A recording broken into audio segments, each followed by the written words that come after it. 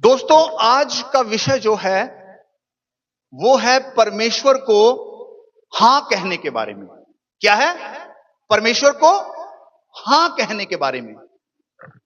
मित्रों, हमारी जिंदगी के अंदर अगर कोई सबसे महत्वपूर्ण काम हो, सबसे महत्वपूर्ण काम हो, तो वो होना चाहिए कि हमें परमेश्वर को हां कहना है। इसके अलावा हमारे जीवन में कोई भी महत्वपूर्ण काम नहीं होना चाहिए। परमेश्वर को हां कहना, क्योंकि अक्सर क्या होता है कि हम परमेश्वर को हां नहीं कहते। हम संसार को हां कहते हैं, लेकिन परमेश्वर को बहुत बार हम हां नहीं कहते। लेकिन परमेश्वर चाहता है कि इन दिनों के अंदर आप और हम सब लोग परमेश्वर को हां कहने वाले बन जाएं। दोस्तों, आपने देखा होगा बहुत बार हम हां कहते हैं, लेकिन किसको हां कहते हैं? हम दुनिया को हां कहते हैं। और बहुत बार हम कठिन समयों में भी हां कहते हैं। कैसे? मान लीजिए कोई विवाह का समारोह आ गया। अब मुझे पता है कि मुझे 3 दिन की छुट्टी लेनी पड़ेगी, सफर करना पड़ेगा, इन्वेस्टमेंट करनी पड़ेगी, छुट्टी लेनी पड़ेगी, पैसे मेरे कट जाएंगे और हो सकता है कि मेरा बॉस भी नाराज हो जाए। अब हमारे ऊपर एक चुनौती हो जाती है कि यार ऐसे माहौल में हम कैसे हां करें। लेकिन रिश्तेदार कहते हैं कि भाई आपको पहुंचना बहुत ज्यादा जरूरी है। पत्नी भी कहती है नहीं नहीं, शादी में चलना है और बढ़िया से तैयार होने का मौका भी मिल जाएगा, आप मना नहीं करोगे। तो पति सोचता है, बहुत सोचता है, तो वो कठिन है उसके लिए, लेकिन वो फिर भी क्या करता है, फैसला ले लेता है और हां बोल देता है शादी के अंदर जाने के लिए। तो हम क्या देख रहे हैं कि बहुत बार हम मुश्किल समयों में संसार को हां बोलते हैं, और बहुत बार इस वजह से हम परीक्षा में पड़ जाते हैं, जॉब भी चली जाती है, पैसे भी कट जाते हैं और बॉस हमारा नाराज भी हो जाता है, लेकिन फिर भी हम हां बोलते हैं। बहुत बार हम हां बोलते हैं अपने दोस्तों को। जब हमारे दोस्त बोलते हैं अरे चलो शिमला घूमने के लिए चलो, अरे चलो मनाली घूमने के लिए चलो, अरे चलो उस पार्टी के अंदर चलो, हम लोग हां बोलते हैं। हमें पता है कि हमारा पैसा लग जाएगा, हमें पता है कि हमारा समय लग जाएगा, हमें पता है हमें छुट्टी करनी पड़ेगी, उसके लिए अलग से समय निकालना पड़ेगा, लेकिन फिर भी उस कठिन समय के अंदर भी हम हां कर देते हैं। लेकिन आप ना कब करते हैं? जब परमेश्वर के लिए हमें कुछ करना पड़ जाए, जब परमेश्वर के लिए समय निकालना पड़ जाए, तो हमारे पास हां नहीं होती, क्योंकि हमारे पास जो हां है वो संसार के लिए है, हमारे पास जो समय है वो संसार के लिए है, और परमेश्वर के पास हमारे पास ना हां है और ना समय है। और हम क्या उपेक्षा करते हैं कि परमेश्वर जब भी हम प्रार्थना करें आप हां करें, परमेश्वर जब भी हम आपको पुकारें आप हां करें, परमेश्वर जब भी हम आपसे मांगे आप हां करें, परमेश्वर जब भी हम बीमार हो आप हां करें कि मैं तुम्हें चंगाई दूंगा। लेकिन क्या हमारे पास परमेश्वर के लिए हां है? लेकिन आज से 2000 साल पहले एक लड़की जिसका नाम मरियम था, उसने हां किया और पूरी दुनिया को बदल के रख दिया। हालेलुया! उसने हां किया। आइए फिर से इस वचन को पढ़ें। लूका 1 अध्याय 26 और 27। 6वें महीने में परमेश्वर की ओर से जिब्राइल स्वर्गदूत गलील के नासरत नगर में एक कवारी के पास भेजा गया, जिसकी मंगनी यूसुफ नामक दाऊद के घराने के एक पुरुष से हुई थी। उस कवारी का नाम मरियम था। हालेलुया! मरियम जिसने हां की और उसके गर्भ से इस संसार का, इस जगत का उद्धार करता पैदा हुआ। हालेलुया! और लिखा है कि जिब्राइल स्वर्गदूत उसके पास आया। कहां पर? नासरत नगर के अंदर। और ये नासरत कैसी जगह है? ये नासरत एक छोटी सी जगह है, और इसके बारे में कहा जाता था कि कोई अच्छी वस्तु जो है नासरत से नहीं निकल सकती। लेकिन मित्रों, जब आपके पास हां होती है परमेश्वर के लिए, बुरी जगहों से भी परमेश्वर अच्छी चीजों को प्रकट कर देता है। जब आपके पास हां होती है परमेश्वर के लिए, बुरी कंडीशन के अंदर भी परमेश्वर चीजों को बेहतर कर सकता है। और मरियम उस नासरत नगर से है जहां पर लोग कहते हैं यहां से कोई अच्छी वस्तु नहीं निकल सकती। लेकिन एक हां ने जो है दुनिया को बदल दिया। एक हाँ ने जो है इस संसार के उद्धारकर्ता को इस संसार में पैदा किया, क्योंकि मरियम ने क्या किया, वहां पर हाँ कर दिया। और उसकी सगाई किससे हुई थी? एक यूसुफ नाम व्यक्ति से। हालेलुया।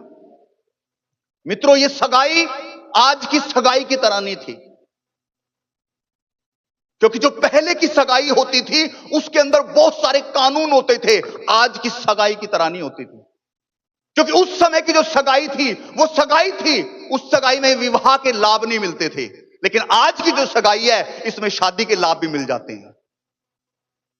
सगाई हुई, साथ घूम रहे हैं, खा रहे पी रहे हैं, फिजिकल भी हो जाते हैं, शादी के लाभ भी उठा लेते हैं। अभी तो सगाई हुई है, लेकिन पहले की जो सगाई थी वो बड़ी पवित्रता और कानून के साथ थी, क्योंकि यहूदी समाज था, रोमी अधिकार वहां पर था, और मरियम उस कानून के अंदर रहती थी। वो सगाई मामूली सगाई नहीं थी। आपको मालूम है, जब आप इस अध्याय को पढ़ोगे वहां पर क्या कह रही है मरियम? वो कहती है मैंने किसी पुरुष को नहीं देखा, लेकिन सगाई हो चुकी है, पवित्र जिंदगी जी रही थी वो। इसलिए मरियम को खुदावन ने चुना। आज मैं 3 बातें आपके सामने बताऊंगा कि जिस कारण से परमेश्वर ने मरियम के द्वारा इन संसार के अंदर आने के लिए चुना। हालेलुया। मैं सोच रहा था, अनुमान लगा रहा था, मैंने साहिल के घर पे प्रचार किया। मान लीजिए पूरी दुनिया के अंदर उस समय के अंदर केवल 2 करोड़ महिलाएं हों, केवल 2 करोड़ महिलाएं थी। मान लीजिए उन 2 करोड़ महिलाओं के बीच में से परमेश्वर ने मरियम को ही क्यों चुना? 2 करोड़ महिलाओं के बीच में से परमेश्वर ने उस मरियम पर ही क्यों चित्त लगाया? कुछ तो था उसकी लाइफ के अंदर कि परमेश्वर ने फैसला किया कि मैं इसके गर्भ से आऊंगा, मैं इस संसार का जो उद्धार करता इसके द्वारा पैदा होगा। कुछ तो था उसके अंदर जो परमेश्वर ने 2 करोड़ महिलाओं से उसको चुन लिया। हालेलुया। आइए पढ़े हम लूका की किताब, उसकी 28 से 31 तक पढ़ दीजिए। स्वर्गदूत ने उसके पास भीतर आकर कहा, आनंद और जय तेरी हो, जिस पर ईश्वर का अनुग्रह हुआ है, प्रभु तेरे साथ है। वह उस वचन से बहुत घबरा गई और सोचने लगी कि यह किस प्रकार का अभिवादन है। स्वर्गदूत ने उससे कहा, हे मरियम, भयभीत न हो, क्योंकि परमेश्वर का अनुग्रह तुझ पर हुआ है। देख, तू गर्भवती होगी और तेरे एक पुत्र उत्पन्न होगा, तू उसका नाम यीशु रखना। हालेलुया। 31 तक पढ़ा आपने?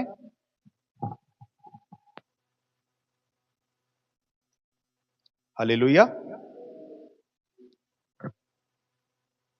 स्वर्गदूत ने कहा कि जगत का उद्धार करता तेरे द्वारा इस दुनिया के अंदर आएगा और तू उसका नाम यीशु रखना। आपको मालूम है, सबसे पहली जो बात है वो मरियम के अंदर क्या थी? उपलब्ध थी वो, उपलब्ध थी वो। जब परमेश्वर ने उसे कहा तो उसने कहा, हां मैं उपलब्ध हूं। इंग्लिश में क्या बोलेंगे? हालेलुया। उपलब्ध थी वो। आज बहुत बार हम विश्वास तो करते हैं, लेकिन मरियम की तरह हम उपलब्ध नहीं है, मतलब मौजूद नहीं है परमेश्वर के लिए। हम सुबह उठते हैं, बिस्तर से करवट लेते हैं, फोन को उठा के इसको स्क्रॉल करते हैं, खाते पीते ड्यूटी पर निकल जाते हैं, समय भी नहीं है हमारे पास परमेश्वर के पास। हम उपलब्ध नहीं है परमेश्वर में, बिजी हूं दुनिया के अंदर। लेकिन याद रखो, परमेश्वर उनके द्वारा महान काम करता है, उनको परमेश्वर ऊंचा करता है, उनके द्वारा खुदावन अद्भुत चीजों को प्रकट करता है जो उपलब्ध है परमेश्वर के लिए। लेकिन समस्या क्या है कि हम उपलब्ध हैं दुनिया के लिए, दुनिया के कामों के लिए उपलब्ध हैं, लेकिन परमेश्वर के लिए वो उपलब्ध नहीं है। हमारे पास बहुत सारे बहाने हैं, ये है वो है और ढीम धमाका, लेकिन उपलब्ध नहीं है। मरियम को अगर परमेश्वर ने इस्तेमाल किया, परमेश्वर ने ऊंचा किया, वो इस कारण क्योंकि वो परमेश्वर के लिए उपलब्ध थी। चाहे आपके पास कोई योग्यता नहीं है, आप इंस्ट्रूमेंट प्ले नहीं कर सकते, आप अच्छा गा नहीं सकते, आप अच्छा ज्ञान नहीं रख सकते, आपके पास ज्यादा बाइबल की नॉलेज नहीं है, लेकिन याद रखो, ये चीजों का कोई मतलब नहीं है अगर आप उपलब्ध नहीं है। अगर आपके पास कुछ भी योग्यता नहीं है लेकिन आप उपलब्ध हैं, तो परमेश्वर उन लोगों से ऊंचा आपको कर देगा जिनके पास योग्यताएं हैं। ताली नहीं बजाएंगे आप? क्यों सुस्त बैठे हैं आप? हालेलुया। आप तो ऐसे रिएक्ट कर रहे हैं जैसे आपके पास बहुत सारी योग्यताएं हैं। हालेलुया। लेकिन अगर आपके पास योग्यताएं नहीं है, कुछ भी नहीं है, मैं ज्यादा अच्छा नहीं था, मैं हर विषय में बेकार था, एजुकेशन मेरी अच्छी नहीं रही, मेरी जिंदगी अच्छी नहीं रही, कुछ भी अच्छा नहीं रहा मेरी लाइफ के अंदर, लेकिन सबसे अच्छी बात जो प्रभु ने मेरी जिंदगी में देखी, मैं मौजूद था परमेश्वर के लिए, मैं उपलब्ध था परमेश्वर के लिए, इसलिए कहीं ना कहीं खुदावंद ने मुझे ऊंचा किया। उपलब्ध होना। अगर आप उपलब्ध नहीं है, सॉरी, प्रभु आपके लिए कुछ नहीं कर सकता। अगर आप उपलब्ध नहीं है, खुदा आपसे बड़े कामों को नहीं ले सकता, क्योंकि आप उपलब्ध नहीं है। हो आपके पास योग्यताएं, हो बड़े बड़े ज्ञान की बातें आपके पास, लेकिन अगर आप उपलब्ध नहीं है, उन चीजों को कोई भी फायदा नहीं। याद करें उस सामरी स्त्री को, उसके पास कोई योग्यता, पढ़ी लिखी नहीं थी, कैरेक्टर भी कुछ अच्छा नहीं था, ज्यादा समय से यीशु मसीह को जानती नहीं थी, लेकिन उसके पास उपलब्ध था। वो बैठ गई, वो सुन रही थी, समय था उसके पास, उपलब्ध थी, इसलिए क्या किया, यीशु ने उससे बड़े काम को लिया और पूरे गांव को उसके द्वारा बचाया। वो गई और सबको उसने खुशखबरी बचाई, आओ मुझे मसीह मिल गया। हालेलुया। बात योग्यता नहीं है मेरी बहन मेरे भाई, बात यह नहीं कि आपके पास कितनी योग्यताएं, कितनी डिग्रियां हैं, बात यह है कि क्या आप परमेश्वर के लिए उपलब्ध हैं। दाऊद, कुछ योग्यता नहीं, और जब राजा चुना जा रहा है, किसको देख रहे हैं? योग्यताओं को। किसको डील डोल अच्छा है, किसके पास हथियार चलाने की प्रतिष्ठा है, कौन बढ़िया दिखता है, लंबा चौड़ा। लेकिन शमूएल ने कहा नहीं, और किसको चुना खुदा ने? दाऊद को। उपलब्ध था खुदा के लिए। हालेलुया। उसने हां करी, उसने कहा मैं गोलियत को मार दूंगा। हालेलुया। उसने हां करी। मित्रों, समस्या यही है कि हमें क्यों खुदावंद ऊंचा नहीं कर रहा है, हमें क्यों इस्तेमाल नहीं कर रहा है? क्योंकि परमेश्वर किसी भी ऐसे व्यक्ति को इस्तेमाल नहीं कर सकता जिसके पास परमेश्वर के लिए समय नहीं है। और इन लोगों के पास क्या था? समय था। फिर से एक वचन पढ़ें। सबसे पहली बात है उपलब्ध रहना परमेश्वर के लिए, और दूसरी बात जो मरियम के अंदर थी, आइए पढ़ें उसे। लूका की किताब 1 अध्याय उसकी 48 आयत पढ़ दीजिए। क्योंकि उसने अपनी दासी की दीनता पर दृष्टि की है, इसलिए देखो अब से सब युग युग के लोग मुझे धन्य कहेंगे। दोबारा पढ़ें। क्योंकि उसने अपनी दासी की दीनता पर दृष्टि की है। मरियम क्या कह रही है? कि उसने अपनी दासी की दीनता पर दृष्टि की है। दूसरी बात जो मरियम के अंदर थी, उसके अंदर दीनता थी, विनम्र थी वो। बहुत बार परमेश्वर हमें मना कर देता है इस्तेमाल करने के लिए।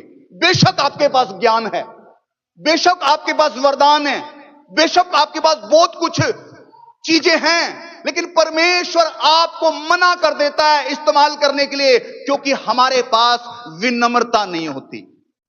याद रखें, आप परमेश्वर के लिए उपलब्ध तो हो सकते हो, हां मैं उपलब्ध हूं, लेकिन अगर आपके जीवन में नम्रता नहीं है, विनम्रता नहीं है, तो परमेश्वर आपको इस्तेमाल नहीं कर सकता। क्यों?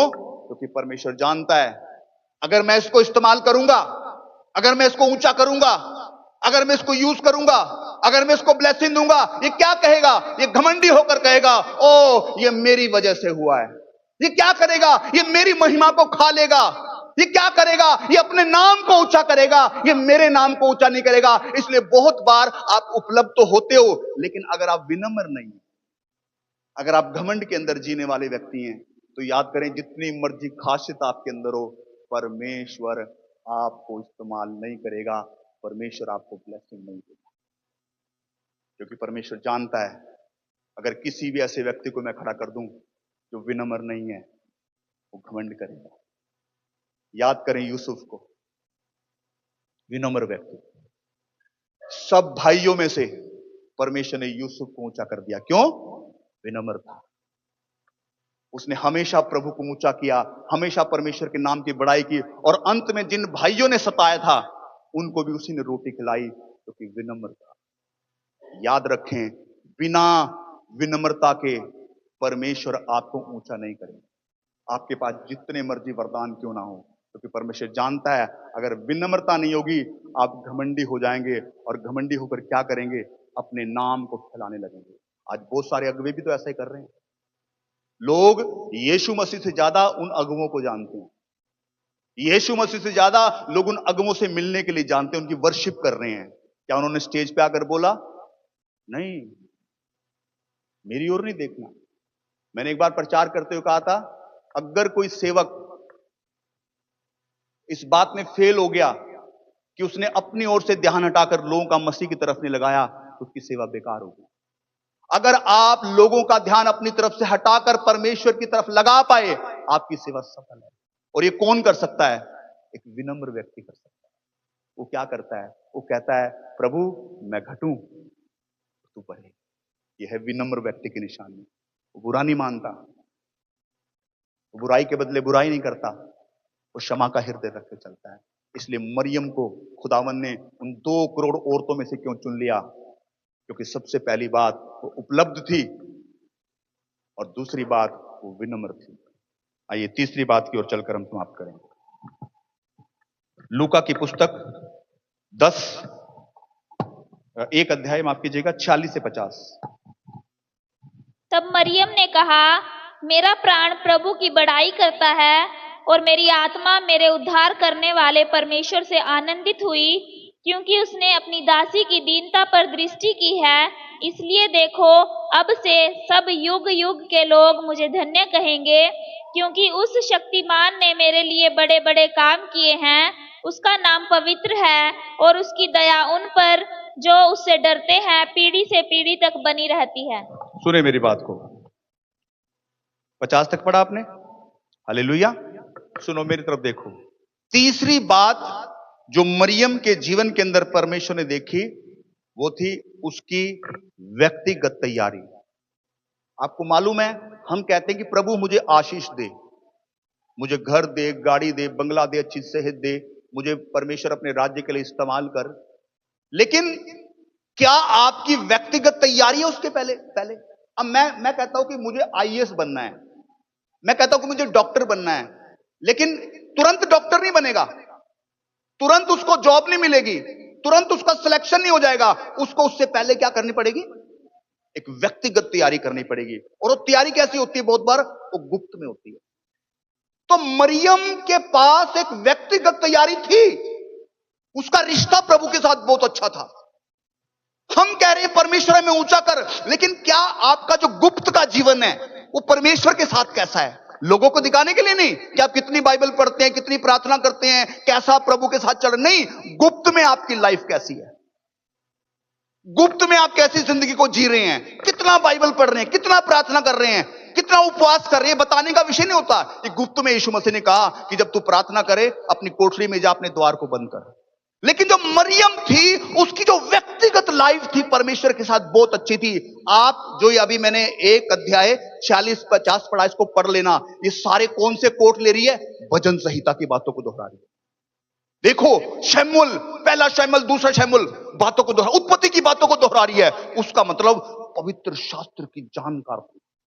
और कुछ लोग कहते हैं ये बचपन से ही प्रभु के साथ बहुत अच्छी थी चलने के लिए, सारी बातें दोहरा रही है। और वही तो बातें दोहरा सकता है जिसने व्यक्तिगत बैठकर परमेश्वर के साथ समय बिताया हो। लेकिन हम कितना समय बिता रहे हैं परमेश्वर के साथ, और हम कहते हैं प्रभु हमें महान कर दे। नहीं, प्रभु किसी भी ऐसे व्यक्ति को इस्तेमाल कैसे कर सकता है जिसकी व्यक्तिगत तैयारी नहीं है? वो क्या होगा अगर बिना हथियार सिखाए चलाए आपको बॉर्डर के ऊपर भेज दिया जाए, तो हानि आपकी हो जाएगी, आपका नुकसान हो जाएगा, क्योंकि व्यक्तिगत तैयारी। हालेलुया। ये पवित्र जीवन जी रही है। लिखा है बाइबल, बिना पवित्रता के, परमेश्वर ने कहा जैसा मैं पवित्र हूं वैसे तुम पवित्र बनो। आज मैं नौजवानों को कहना चाहता हूं, मरियम को देखो, वो कहती मैं किसी पुरुष को जानती तक नहीं। वो ऐसी सगाई थी जिसमें शादी के लाभ नहीं मिलते थे, लेकिन आज सगाई हुई और शादी के लाभ भी उठा लेते हैं। लेकिन याद रखें, ये परमेश्वर के पाप और गुनाह है। ऐसे लोगों को प्रभु ऊंचा कैसे कर देगा जिनकी व्यक्तिगत जिंदगी परमेश्वर के साथ सही नहीं है। हालेलुया। जिनकी व्यक्तिगत प्रार्थना नहीं है। लेकिन मरियम को हमने कह तो दिया, 2 करोड़ औरतों में से चुन लिया, उसकी व्यक्तिगत लाइफ अच्छी थी, वो प्रभु के साथ समय बिताती थी। इसलिए परमेश्वर ने क्या किया? आपने एक स्लोगन सुना होगा, दुनिया के लोग प्रचार करते हैं, कहते गुप्त में मेहनत करो, गुप्त में तुम्हारी जो सफलता शोर मचाएगी। तुम्हारी मेहनत जो गुप्त में की गई है, वो जब सफलता तुम्हें मिलेगी, वो शोर मचाएगी तुम कितने मेहनती हो। याद रखो, आप अगर गुप्त में प्रार्थना करने वाले व्यक्ति हैं, आप अगर गुप्त में उपवास रखने वाले व्यक्ति हैं, अगर आप गुप्त में एक पवित्र जीवन जीने वाले व्यक्ति हैं, आप पर्दे के पीछे सब कुछ कर रहे हैं, प्रार्थना का जीवन भी आपका पर्दे के पीछे, आपके दान भी पर्दे के पीछे हैं, आपकी प्रार्थना, आपका पवित्रता कोई नहीं जानता, वो पर्दे के पीछे अगर आप ऐसी जिंदगी जी रहे हो, याद रखना परमेश्वर लोगों के सामने आपके जीवन को एक दिन प्रकट करेगा। पता किसके द्वारा? आपकी सफलता के द्वारा। परमेश्वर दिखाएगा लोगों को। आप शादी के लिए प्रार्थना कर रहे हैं, आप नौकरी के लिए प्रार्थना कर रहे हैं, आप चंगाई के लिए प्रार्थना कर रहे हैं, गुप्त में कर रहे हैं, लेकिन प्रभु पूरी दुनिया के सामने प्रकट रूप में दिखाएगा कि आपने किस तरह की जिंदगी परमेश्वर के साथ जी है। हालेलुया। और मरियम को लोगों के सामने परमेश्वर ने प्रकट कर दिया, क्योंकि उसने गुप्त में जो जिंदगी जी है ना, वो परमेश्वर के साथ बहुत अच्छी। तो मित्रों याद रखें, हमें बहुत कुछ परमेश्वर से चाहिए, बड़े बड़े हमें काम करने हैं, लेकिन याद रखें, अगर आप उपलब्ध नहीं हैं, कोई काम परमेश्वर आपसे नहीं ले सकता। अगर आप विनम्र नहीं हैं, तो कभी आप परमेश्वर के साथ चलने में सफल नहीं हो सकते। आप घमंडी हो जाएंगे और परमेश्वर की महिमा को खाना शुरू कर देंगे।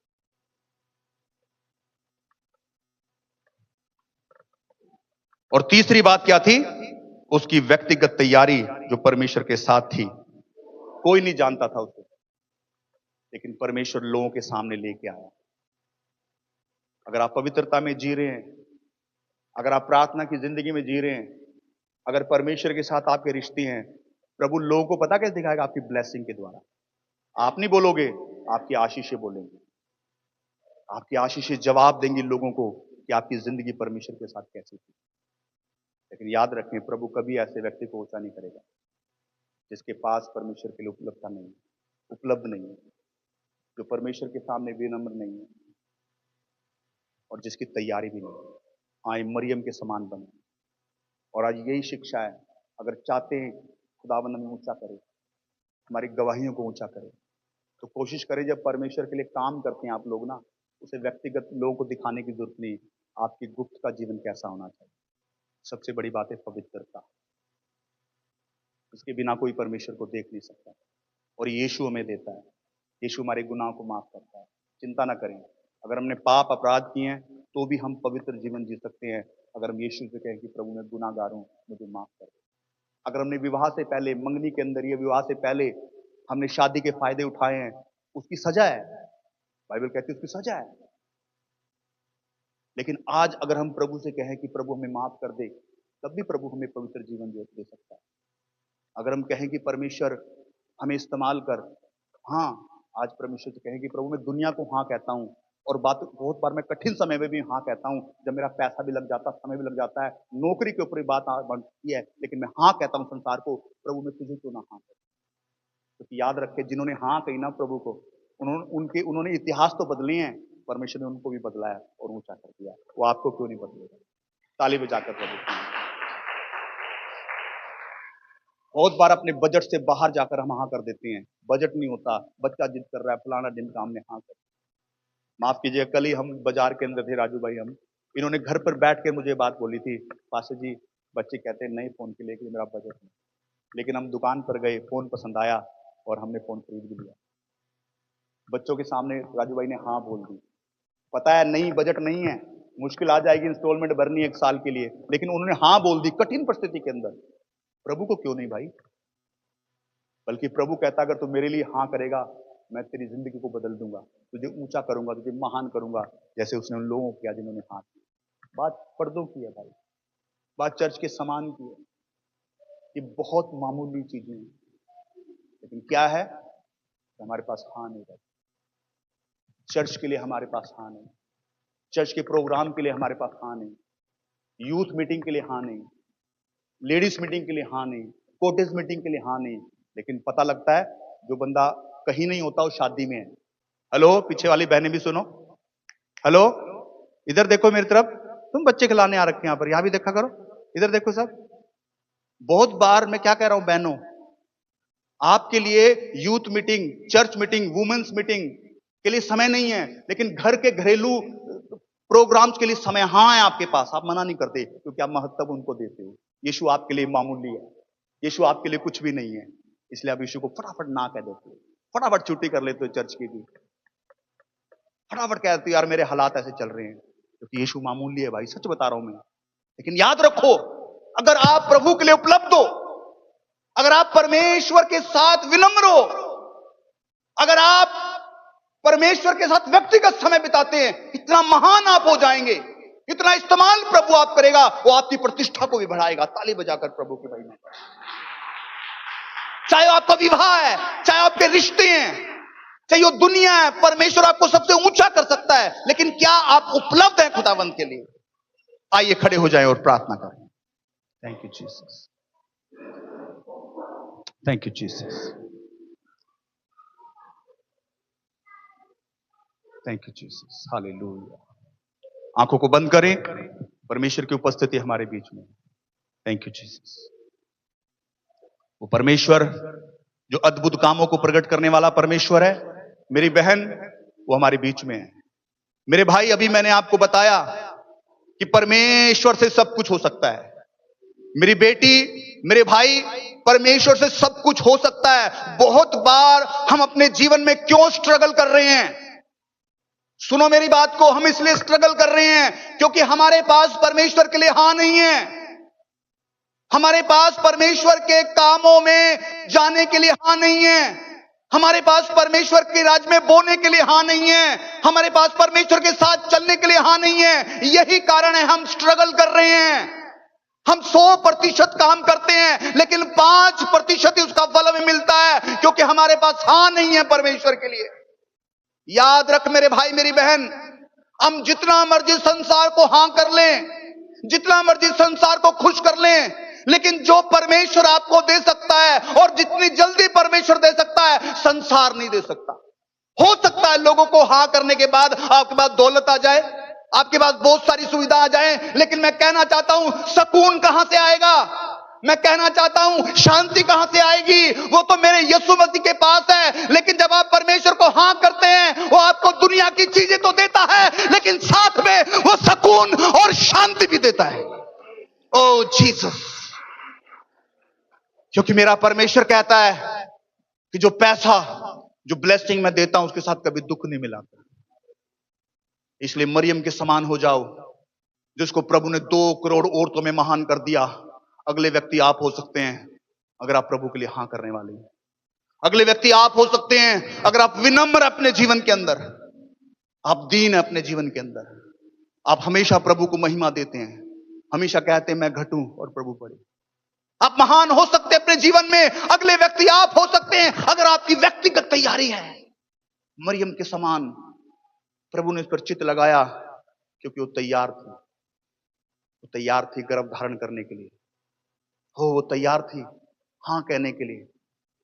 मेरी बहन, मेरे भाई, अगर आप भी वही हो जो नुकसान भी उठा लेते हो प्रभु के साथ हाँ कहकर, याद रखे यीशु मसीह ने क्या कहा, अगर मेरे साथ चलकर तुम दुख उठाते हो तो तुम धन्य हो, लेकिन अगर बुरा काम करके संसार के लिए तुम दुख उठाते हो तो याद रखो वही तुम्हारा इनाम है, क्योंकि तुमने संसार के साथ वक्त गुजारा है। आए यीशु के साथ चलें, आए यीशु के साथ समय बिताएं। मैं कहता हूं अगले व्यक्ति दाऊद के समान आप होंगे, अगले व्यक्ति यूसुफ के समान आप होंगे, अगले व्यक्ति इतिहास बदलने वाले मरियम के समान आप होंगे। आए अपनी पवित्रता को थामे रखें।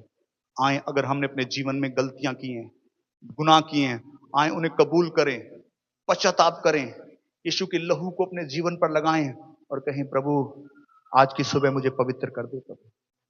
आज की सुबह मेरी बदकारियों को मेरे जीवन से दूर कर दे।